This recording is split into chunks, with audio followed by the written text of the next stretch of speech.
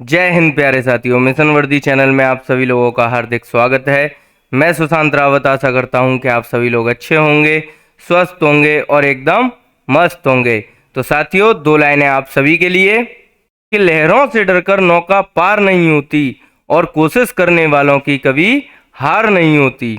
तो साथियों, आज हम पढ़ने वाले हैं क्रिया। क्रिया को हम इंग्लिश में वर्ब भी कहते हैं। ये चैप्टर साथियों आप लोगों के लिए बहुत ही ज़्यादा इम्पोर्टेंट है, क्योंकि क्रिया को व्याकरण की रीढ़ की हड्डी कहा जाता है। इसलिए ये चैप्टर आप लोगों के लिए बहुत ही ज़्यादा महत्वपूर्ण हो जाता है। तो साथियों, अब हम जान लेते हैं क्रिया क्या होती है, क्रिया की परिभाषा क्या होती है। तो क्रिया की परिभाषा होती है किसी कार्य के करने या होने का बोध कराने वाले शब्द क्रिया कहलाते हैं। या आप इसको ऐसे भी समझ सकते हैं, किसी कार्य के करने या होने का पता बताने वाले शब्दों को हम क्या कहते हैं, क्रिया कहते हैं। जैसे खाना, पीना, ये सभी शब्द हमारे क्या होते हैं, क्रिया शब्द होते हैं। ठीक है, इन शब्दों से हमें क्या पता चलता है, किसी कार्य के होने या करने का पता चलता है। ठीक है, इन्हीं शब्दों को हम क्या कहते हैं, क्रिया कहते हैं। ये शब्द बने किससे होते हैं, तो ये शब्द बने होते हैं मेरे प्यारे साथियों धातु से। अब आप लोग कहेंगे कि धातु क्या होती है। क्रिया के मूल रूप को, क्रिया के मूल रूप को हम धातु कहते हैं। क्या कहते हैं, धातु कहते हैं। अब आप लोग कहेंगे कि सर धातु से क्रिया कैसे बनाई जाती है, तो वो भी मैं आपको बना के दिखा देता हूँ। मूल धातु में जब हम प्रत्यय जोड़ देते हैं तो हमारा क्या बन जाता है, एक क्रिया शब्द बन जाता है। जैसे जा क्या है, एक मूल धातु है। ठीक है, जब इसमें हम ना प्रत्यय जोड़ देंगे तो हमारा एक शब्द बन जाएगा जाना। तो यही शब्द हमारा क्या कहलाता है, क्रिया कहलाता है। ठीक है, अब आप लोग समझ गए होंगे कि मूल धातु में जब हम ना प्रत्यय लगा देते हैं तो हमारा क्या बन जाता है, एक क्रिया शब्द बन जाता है। ठीक है, ऐसे ही साथियों पा क्या है, एक मूल धातु है।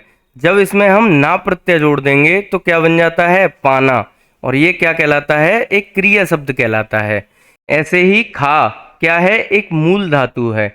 जब इसमें हम ना प्रत्यय जोड़ देंगे तो क्या बन जाता है, खाना। इसी को साथियों हम क्रिया कहते हैं। ऐसे ही चल क्या है, एक मूल धातु है। ये साथियों चल लिखा हुआ है। ठीक है, बहुत से लोग इसे पल समझ लेंगे, तो ये क्या है, चल है।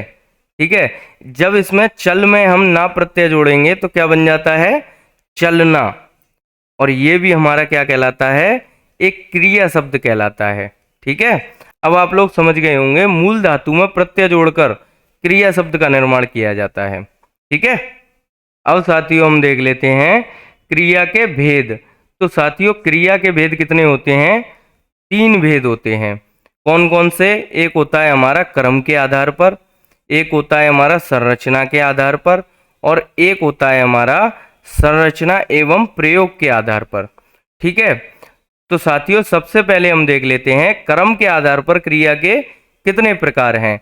तो साथियों क्रम के आधार पर क्रिया के 2 प्रकार होते हैं।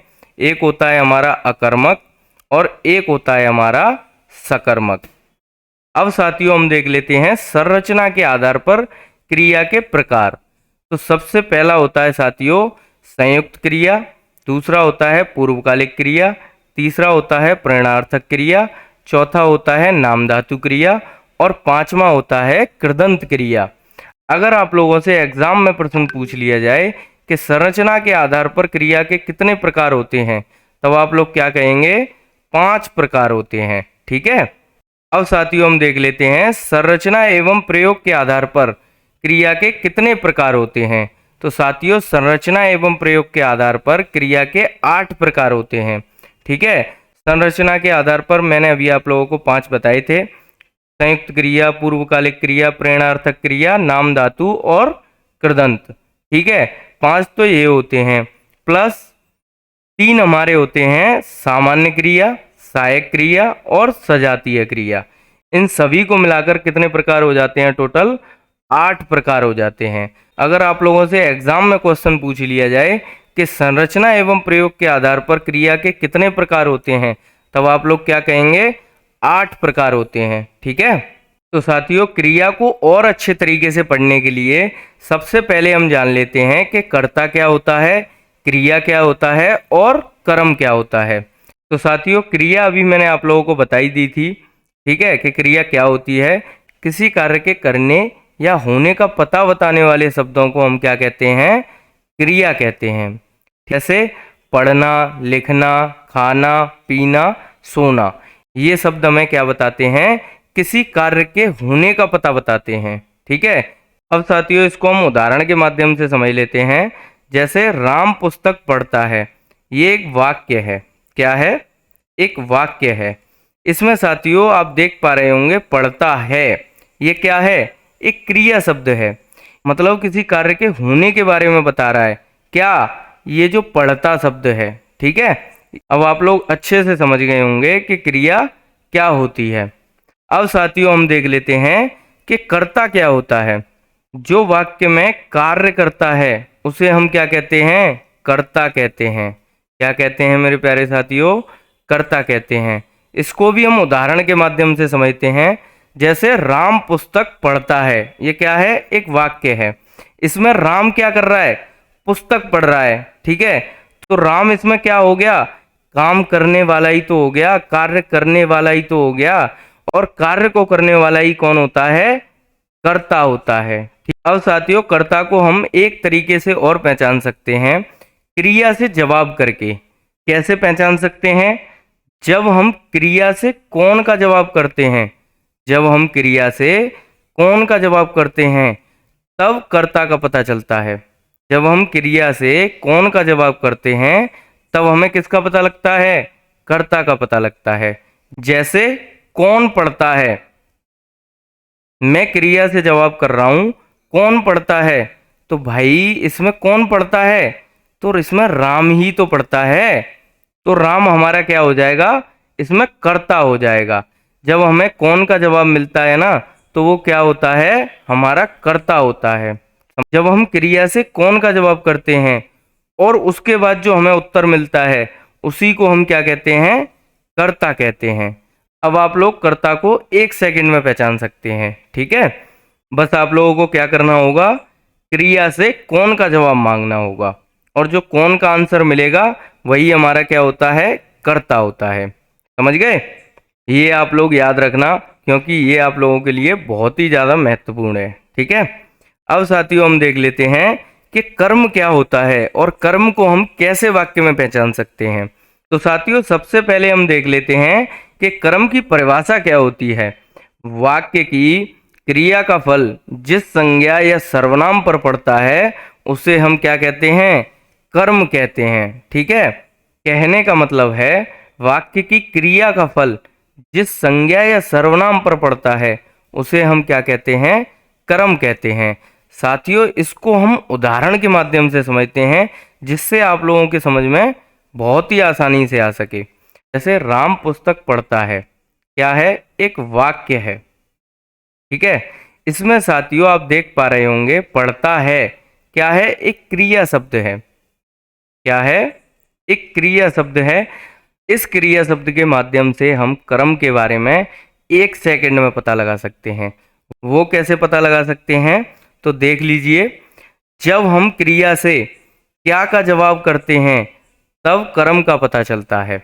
जब हम क्रिया से क्या का जवाब करते हैं तब हमें किसका पता चलता है, कर्म का पता चलता है।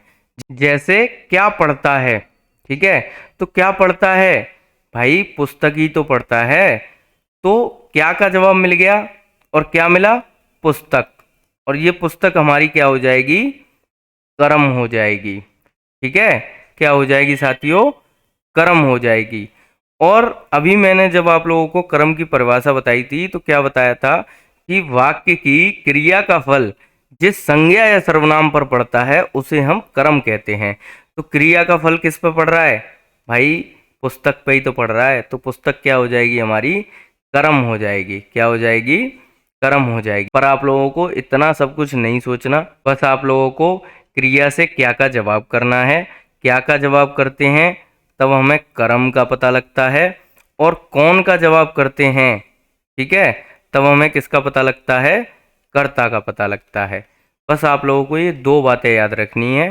क्रम का पता लगाना है तो क्रिया से क्या का जवाब करेंगे, और जब हमें कर्ता का पता लगाना है तो क्रिया से कौन का जवाब करेंगे। ठीक है, बस ये दो ही चीज़ें आप लोगों को याद रखनी है। साथियों, मैंने आप लोगों को कर्ता क्रिया कर्म अलग से क्यों बताए, क्योंकि इसका एक कारण था जो कि आपको अकर्मक और सकर्मक में जाके पता लगेगा।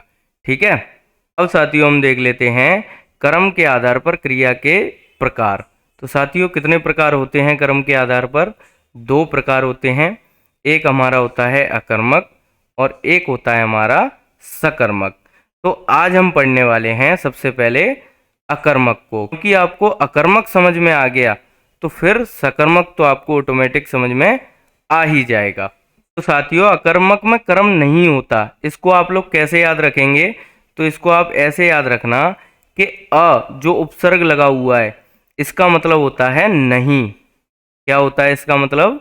नहीं। और इसमें अ के बाद आप लोग देख पा रहे होंगे कि कर्म लिखा हुआ है, तो इसको भी आप नीचे उतार लीजिए। ठीक है, कर्म। अब इसको आप साथ में पढ़िए, कर्म नहीं। ठीक है, इसका मतलब क्या होता है? अकर्मक में कर्म नहीं होता है। ठीक है, इतना साथियों आप लोग बहुत ही अच्छे तरीके से समझ गए होंगे। अब हम देख लेते हैं अकर्मक की परिभाषा। जिस क्रिया के व्यापार का फल कर्ता पर पड़े उसे हम क्या कहते हैं? अकर्मक कहते हैं। ठीक है, अभी मैंने आप लोगों को बताया कि अकर्मक में कर्म नहीं होता है। तो भाई सिंपल सी बात है, क्रिया का फल किस पर पड़ेगा? कर्ता पर पड़ेगा। ठीक है, सिंपल सा आपको याद रखना है कि क्रिया का फल कर्ता पर पड़े उसको हम क्या कहते हैं? अकर्मक क्रिया कहते हैं। और साथियों अकर्मक क्रियाएं कौन कौन सी होती हैं? तो वो होती हैं उड़ना, सोना, चलना, जागना, नाचना, हंसना, रोना, पीटना, झुकना, दौड़ना, नहाना, सजना, उठना और तैरना। ये सभी हमारी क्या होती हैं? अकर्मक क्रियाएं होती हैं। अब साथियों किसी वाक्य में आप लोग कैसे पहचानेंगे कि वो क्रिया अकर्मक है या सकर्मक है? तो उसके लिए सबसे बढ़िया चीज़ क्या है? इसमें क्या से प्रश्न करने पर जवाब न मिले। ठीक है, अभी मैंने आप लोगों को बताया था जब मैंने आप लोगों को कर्ता क्रिया कर्म पढ़ाए थे कि जब हम क्रिया से क्या का जवाब मांगते हैं तब हमें क्या प्राप्त होता है? कर्म प्राप्त होता है। क्या प्राप्त होता है? कर्म। और जब हम क्रिया से कौन का जवाब मांगते हैं तब हमें क्या प्राप्त होता है? कर्ता प्राप्त होता है। तो साथियों कर्मक में कर्म होता ही नहीं है तो हमें क्या का जवाब तो मिलेगा ही नहीं ना। क्या का जवाब हमें इसमें नहीं मिलेगा। ठीक है, क्योंकि इसमें कर्म नहीं होता है। अब आप लोग अच्छे से समझ गए होंगे कि मैंने आप लोगों को कर्म निकालना क्यों बताया और कर्ता निकालना क्यों बताया। ठीक है साथियों, इसको हम उदाहरण के माध्यम से समझ लेते हैं जिससे आप लोगों को बहुत ही अच्छे तरीके से समझ में आ सके। साथियों हमारा पहला उदाहरण क्या है? राम तैरता है। ये क्या है? एक वाक्य है। क्या है? एक वाक्य है। इस वाक्य में जो तैरता है ये क्या है? एक क्रिया शब्द है। क्या है? एक क्रिया शब्द है। जब हम क्रिया से क्या का जवाब मांगेंगे तो हमें नहीं मिलेगा। ठीक है, क्योंकि इसमें कर्म नहीं होता है। ठीक है, और जब हम क्रिया से कौन का जवाब करेंगे तो हमें जवाब प्राप्त होगा। जैसे आप करके देखिए, क्या तैरता है? तो भाई हमें नहीं पता क्या तैरता है। ठीक है, क्या तैरता है? आप लोगों को इसका जवाब नहीं मिल रहा है। तो साथियों क्यों नहीं मिल रहा है? क्योंकि इसमें कर्म नहीं है। समझे कुछ? और साथियों जब आप लोग कौन का जवाब क्रिया से करेंगे तो आपको जवाब प्राप्त होगा। जैसे कौन तैरता है? तो कौन तैरता है? राम तैरता है। कौन तैरता है? राम तैरता है। ठीक है, इसमें हमें किसका पता लगा? कर्ता का पता लगा। यही मैं आप लोगों को बताना चाह रहा था। ठीक है, और साथियों हमारी परिभाषा भी क्या कहती है कि जिस क्रिया का फल कर्ता पर पड़े उसको हम क्या कहते हैं? अकर्मक कहते हैं। तो इस वाक्य में भी आप लोग देख पा रहे होंगे कि इस क्रिया का फल किस पर पड़ रहा है? कर्ता पर पड़ रहा है। समझे कुछ? आशा करता हूँ साथियों कि आप लोग बहुत ही अच्छी तरीके से समझ गए होंगे कि अकर्मक क्रिया क्या होती है और अकर्मक क्रिया की पहचान क्या होती है। अगर साथियों अभी भी आप लोगों के समझ में नहीं आया है तो इसको हम दूसरे उदाहरण के माध्यम से समझ लेते हैं। जैसे सिपाही जागता है, ये हमारा क्या है, एक वाक्य है। ठीक है, इसमें जागता है क्या है, एक क्रिया शब्द है। क्या है, एक क्रिया शब्द है। अब साथियों ये क्रिया अकर्मक है या सकर्मक है, ये जानने के लिए हमें दो जवाब करने होंगे। एक क्या का जवाब करना पड़ेगा और एक कौन का जवाब करना पड़ेगा। क्या का जवाब तो हमें इसमें नहीं मिलेगा क्योंकि अकर्मक क्रिया में कर्म नहीं होता है। ठीक है, हमें जवाब किसका मिलेगा, कौन का मिलेगा। तो साथियों हम क्रिया से जवाब करके देखते हैं। जैसे क्या जागता है, तो साथियों हमें नहीं पता क्या जागता है। ठीक है, हमें क्या का जवाब यहाँ नहीं मिल रहा है। अब साथियों क्रिया से हम कौन का जवाब मांग के देखते हैं। जैसे कौन जागता है, तो साथियों हमें सिंपल सा पता लग रहा है, सिपाही जागता है। सिपाही जागता है। ठीक है, तो सिपाही हमारा इसमें क्या है, करता है। क्योंकि जब हम क्रिया से कौन का जवाब करते हैं तो हमें क्या पता लगता है, कर्ता के बारे में पता लगता है। तो साथियों हमारी परिभाषा क्या कहती है कि जब क्रिया का फल कर्ता पर पड़े तो वो हमारी कौन सी क्रिया होती है, वो होती है साथियों हमारी अकर्मक क्रिया। कौन सी क्रिया होती है, अकर्मक क्रिया होती है। और अकर्मक क्रिया क्यों होती है, क्योंकि इसमें कर्म नहीं होता है। अब साथियों आप इसको बहुत ही अच्छी तरीके से समझ गए होंगे। तो साथियों अब इसको हम एक लेवल और ऊपर जाके समझते हैं। जैसे जंगल में हिरन दौड़ रहे हैं, ये क्या है साथियों, हमारा एक वाक्य है। ठीक है, अब साथियों इस वाक्य में दौड़ रहे हैं, ये क्या है, एक क्रिया शब्द है। क्या है, एक क्रिया शब्द है। हमें ये पता लगाना है कि ये क्रिया अकर्मक है या सकर्मक है। तो इसके लिए साथियों हमें क्या करना होगा, एक तो क्रिया से हम क्या का जवाब मांगेंगे और एक हम क्रिया से कौन का जवाब मांगेंगे। ठीक है, अगर हमें क्या का जवाब मिल जाता है तो उसमें कर्म होगा। अगर हमें क्या का जवाब नहीं मिलता है तो उसमें कर्म नहीं होगा। और कर्म नहीं होगा तो इसका मतलब क्या है कि क्रिया अकर्मक है। ठीक है, तो साथियों अब हम क्रिया से क्या का जवाब मांग के देखते हैं। जैसे क्या दौड़ रहे हैं, तो साथियों हमें पता नहीं लग रहा क्या दौड़ रहे हैं। ठीक है, तो इसका मतलब साथियों क्या है कि इसमें कर्म नहीं है। ये क्रिया हमारी कैसी हो जाएगी, ये क्रिया हमारी अकर्मक हो जाएगी। और इसमें साथियों हमें किसका जवाब मिलेगा, कौन का जवाब मिलेगा। जैसे कौन दौड़ रहे हैं, तो हमें सिंपल सा पता लग रहा है, हिरन दौड़ रहे हैं। हिरन हमारा इसमें क्या हो जाएगा, कर्ता हो जाएगा। क्या हो जाएगा, और हमारी परिभाषा भी यही कहती है कि क्रिया का फल कर्ता पर पड़ता है। किस पर पड़ता है, कर्ता पर पड़ता है। अब बहुत से साथी कहेंगे कि सर इसमें जंगल क्या है, जंगल में क्या है। तो साथियों मैंने आप लोगों को कारक चिन्ह पढ़ाए थे, अगर आप लोगों को याद हो तो। कारक चिन्ह हमारे कितने होते हैं, 8 होते हैं। उन कारक चिन्हों में से एक कारक चिन्ह होता है हमारा अधिकरण कारक चिन्ह। कौन सा कारक चिन्ह, अधिकरण कारक चिन्ह।